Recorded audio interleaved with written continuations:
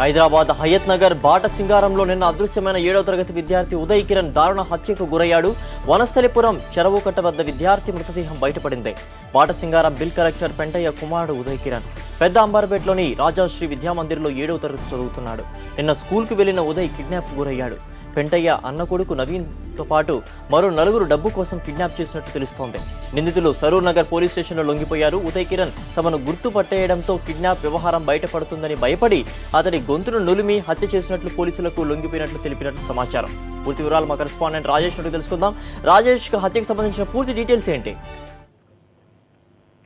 సిద్ధు, పగలు ప్రతీకారాలు అసూయ కారణం ఏదైనా చిన్నపిల్లలే టార్గెట్ అవుతున్నారు. అన్యం పుణ్యం ఎరుగని చిన్నారులను అత్యంత దారుణంగా చంపుతున్నాయని చెప్పవచ్చు. చిన్నారులను కిడ్నాప్ చేసి ఈజీగా డబ్బు మనీ సంపాదించాలని కొంతమంది ఇలాంటి ఘాతకాలకు పాల్పడుతున్నటువంటి పరిస్థితి ఉంది.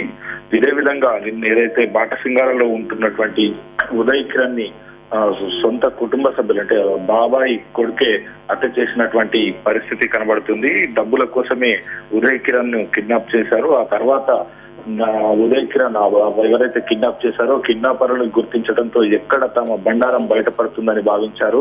ఈ ఒకవేళ ఉదయ్ కిరణ్ ని వదిలేసినట్లయితే ఖచ్చితంగా తమ పేర్లు బయటకు వెల్లడించే అవకాశాలు ఉంటాయి. పోలీసులు అరెస్ట్ చేసే అవకాశం ఉందని భావించినటువంటి సొంత అన్న అంటే ఏదైతే పెద్దనాన్న కుమారుడు అయినటువంటి నవీన్ ఆ బాలుని అత్యంత దారుణంగా హత్య చేశాడు. హత్య చేసిన అనంతరం ఆ డెడ్ బాడీ ఎక్కడ దొరకకుండా ఉండేందుకు చెరువులో పడేశాడు. చెరువులో పడేసిన తర్వాత ఆ శవం ఎక్కడ బయటకు తేలుతుందో, ఈ విషయం బయటకు ఎక్కడ పోతుందని భావించి ఆ చెరువులో ఉన్నటువంటి బురదలో ఉదయ్ కిరణ్ యొక్క మృతదేహాన్ని లోపలికి తొక్కినట్లుగా తెలుస్తుంది. అయితే పెద్ద ఎత్తున పోలీసులు వనస్థలిపురం అదేవిధంగా బాటసింగార్ ప్రాంతాల్లో వెతుకుతుండటంతో భయపడ్డటువంటి నవీన్ సరూర్ నగర్ పోలీసులకు లొంగిపోయినట్లుగా తెలుస్తుంది. ఈ నవీన్ తో పాటుగా మరో 4గురిని వనస్థలిపురం పోలీసులు అదుపులోకి తీసుకున్నారు. ప్రస్తుతానికి విచారిస్తున్నారు.